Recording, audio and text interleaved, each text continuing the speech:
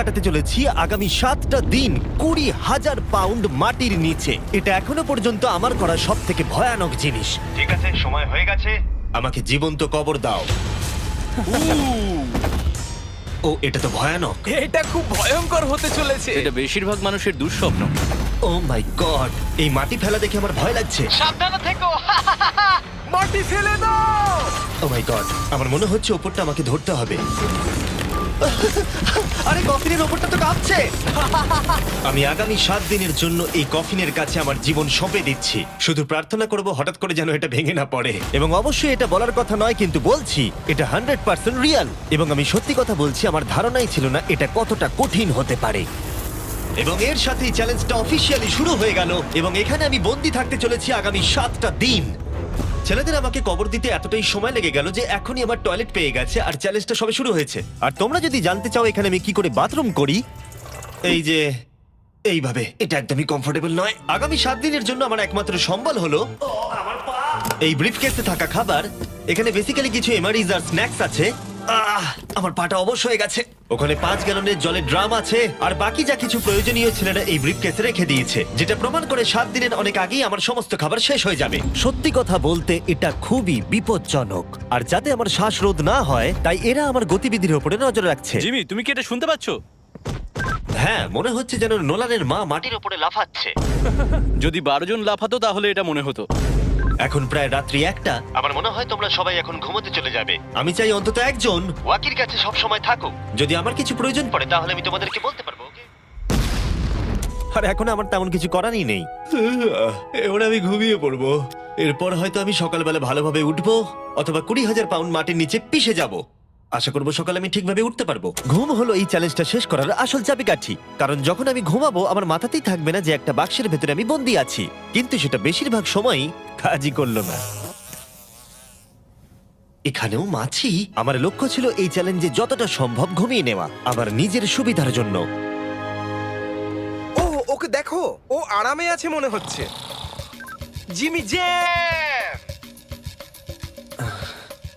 না, নোলান তোমার ফটোতে কি সব এঁকেছে? হ্যাঁ নোলান, তোমার মায়ের সেটে আসতে কত ঘন্টা সময় লাগবে? এবার তুমি মায়ের ব্যাপারে কিছু বলবে। আশা করবো উনি আমার কফিনটাকে ভেঙে ফেলবেন না।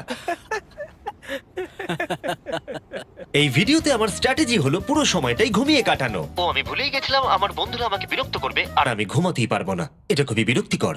আমি শুরু করবো আজকের দিনটা এই বড় প্যান্টটাকে শর্টসে পরিণত করে। আও, আও, আমি বক্সেই মেরে দিয়েছি। Mission 1 complete. আমার কাছে এখন শর্টস আছে। এটা হলো আমাদের ফুড ব্রিফকেস। চলো এমআরইজ ট্রাই করা যাক। এমআরইজ হলো সহজেই তৈরি করা যায় এমন একটা খাবার। একটা জিনিস করতে হবে, এর ভেতরে গরম জল দিয়ে দাও আর এটা তৈরি হয়ে যাবে। অন্যদিকে এখন ছেলেরা স্টেক গ্রিল করছে, আর বলতে গেলে ওরা আমার কবরের উপরে পিকনিক করছে। জানো জিমি, তোমার জন্য এখন থেকে আমরা এমআরএস খাবো যতক্ষণ তুমি ওখানে থাকবে। সত্যি? হ্যাঁ। না, আমি এক্ষুনি শুনতে পেলাম পাশ থেকে কেউ না বললো। তুমি এখন হট ওয়াটার পাস্তার স্বাদ উপভোগ করো। আর এইদিকে এটা হলো আমার অবস্থা। ও, এটা বেশ ক্রাঞ্চি। পাস্তা ক্রাঞ্চি কেন হয়? এটা তো দারুণ।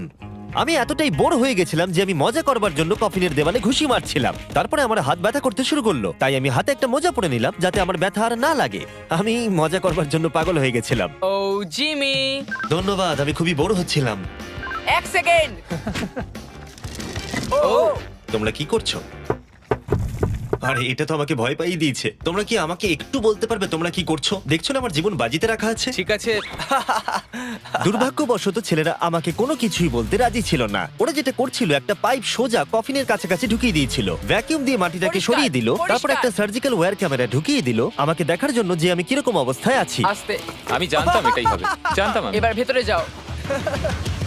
মনে হচ্ছে যেন সার্জারি করছি। এরা কি করছে? আমার পায়ের উপরে একটা মাছি ঘোরাঘুরি করছে। বেরিয়ে যাও এখান থেকে। ভালো করে ধরো এটা। হ্যাঁ, আর একটু নামাও। ও, ক্যামেরাটা সরাও। ও, আমরা দেখতে পেয়েছি। মজা পেয়েছো? জিমি। Good night Jimmy.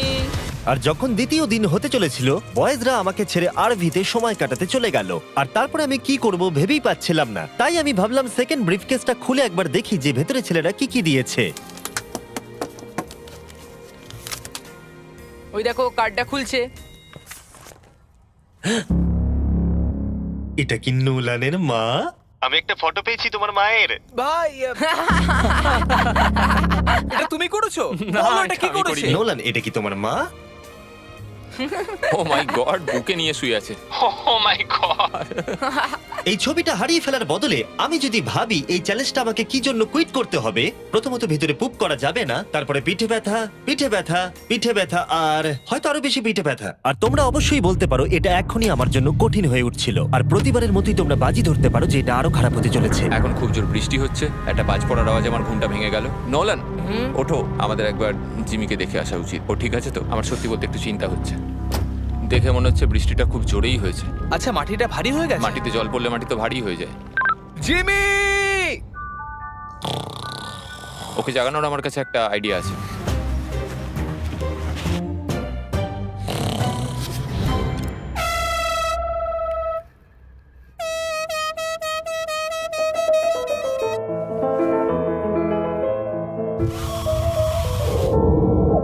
কেউ কি মাটি খুঁড়ছে? আবার সেই একই জিনিস। ভিজে গেলে আমার কাছে কিন্তু একটাও প্যান্ট নেই, আর অবস্থা আরো খারাপ হতে চলেছে। জিমি, আমাদের কথা শুনতে পাচ্ছো? তোমরা উপরে করছোটা কি? তোমাকে যেখানে কবর দেওয়া হয়েছে সেখানে আমরা 15টা স্পিকার লাগিয়েছি। ও আচ্ছা, তাহলে এবারে ক্রিস ফালতু গানগুলোকে চালাবে। জিমি, এখানে এখন পার্টি হচ্ছে। ও মাই, ও হো হো হো। আরে আমার কফিনটা তো রীতিমতো কাঁপছে। জিমি, ভূমিকম্প হচ্ছে! ও মাই গড! দাঁড়াও, এটা আবার কি? আমি এইমাত্র দেখলাম আমার কফিনের একটা স্ক্রু ঢিলা হয়ে গেছে। ওর কফিনের স্ক্রুগুলো খুলে যাচ্ছে। বেসের জন্য তুমি মজা করছো না হ্যাঁ, তো? বেসের জন্য। এটা কি চিন্তার বিষয় যে ইতিমধ্যেই একটা স্ক্রু খুলে গেছে? ফুল ভলিউম দাও!